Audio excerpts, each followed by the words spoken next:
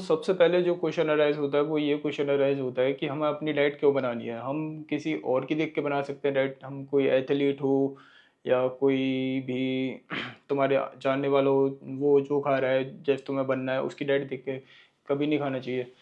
अब ये कभी नहीं खाना चाहिए क्योंकि तुम्हें नहीं पता कि उसकी हाइट कितनी है, उसका वेट कितना है, उसकी डेली एक्टिविटीज़ कितनी है। तो इसके लिए सबसे बेस्ट जो चीज़ है वो ये रहती है कि तुम अपनी डाइट बनाओ और उसे फॉलो करो जितने भी टाइम तक तुम्हें करनी है। तो अपनी डाइट बनाने के लिए तुम्हें ना बस कैलोरी जो डाइट में बस 3 चीज़ें रहती हैं और ज़्यादा कुछ बड़ी चीज़ नहीं है, आराम से तुम अपनी डाइट बना सकते हो। तो 3 चीज़ों में आ जाता है प्रोटीन, कैलोरीज़, फैट्स।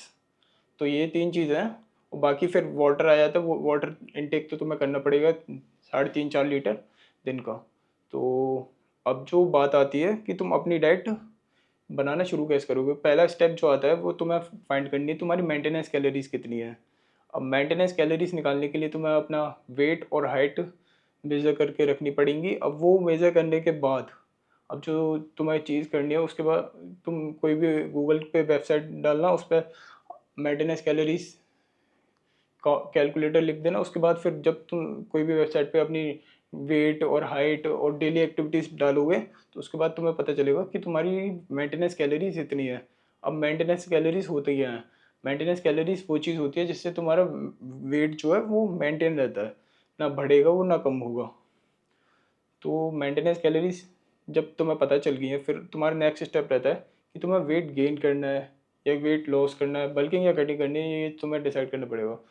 या फिर तुम्हें अगर मेंटेन करके ही रखना है तो फिर मेंटेनेंस कैलोरीज तुमने निकाल रखी है, तो वो जितना भी तुम मेंटेनेंस कैलोरीज आती हैं तो उतना ही फूड तुम्हें खाना रहेगा।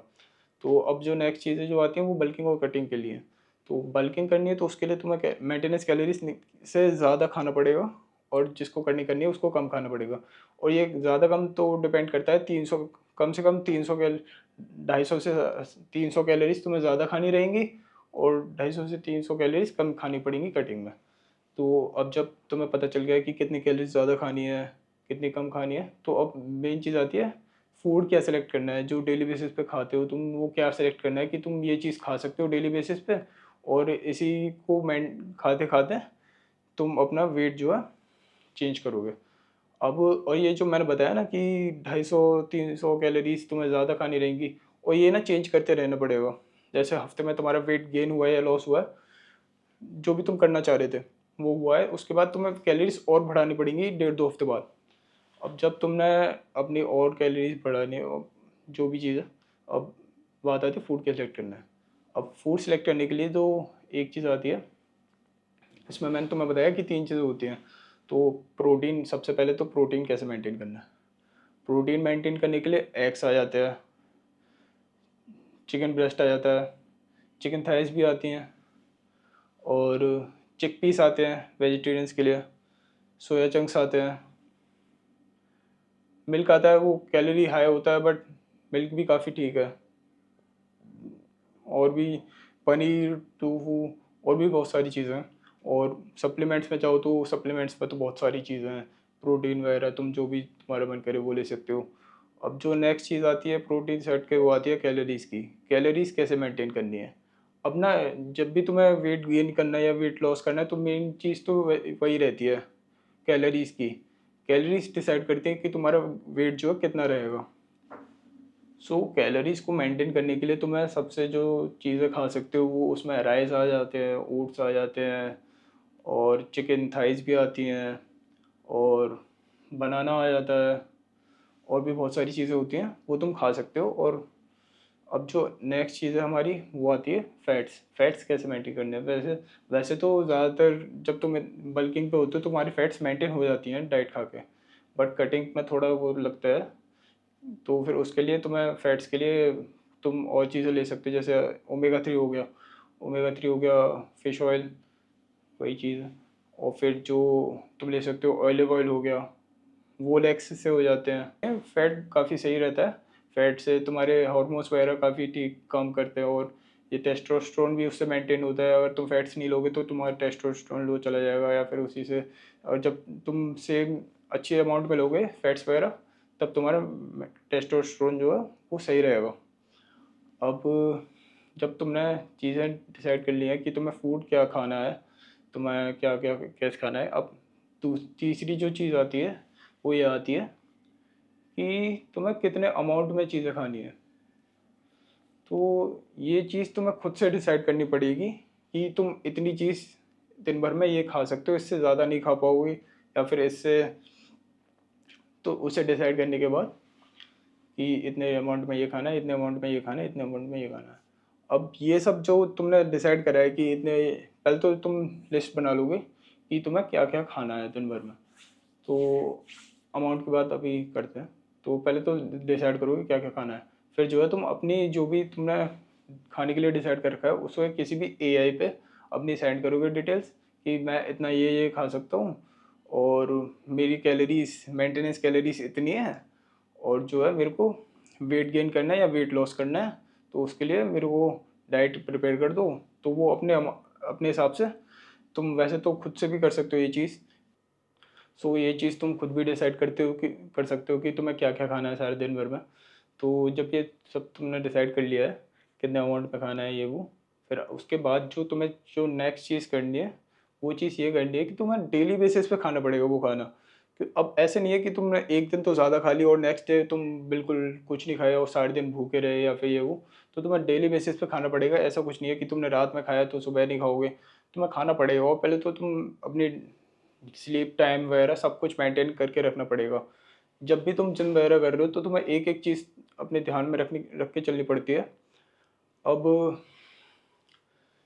जो नेक्स्ट बात आती है वो आती है सप्लीमेंट्स पे।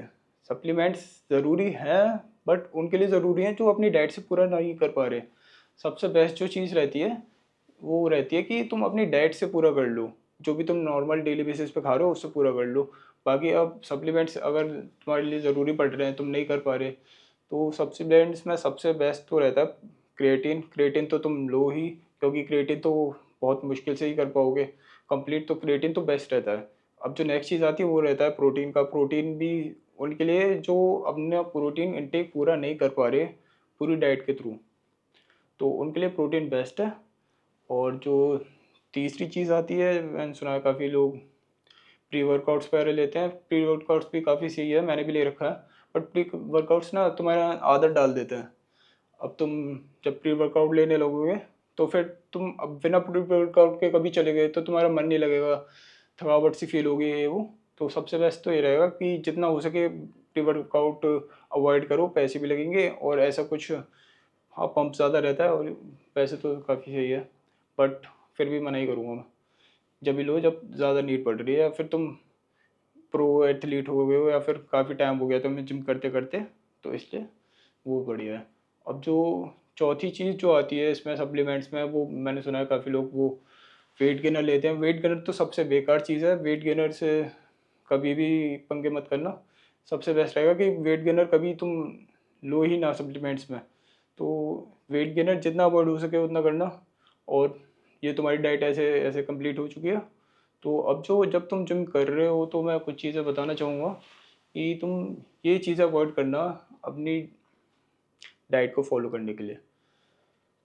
पहले तो ना एक बात आती है कि कभी भी ना डाइट में ना तुम टेस्ट मत ढूंढना, क्योंकि मैं जब जब से तुम टेस्ट ढूंढने लग जाते हो फिर तुम्हारी ये जो भी है तुम्हारा मन करने लगता है कि और थोड़ा टेस्टी हो जाए मेरा खाना, ये हो जाए वो हो जाए।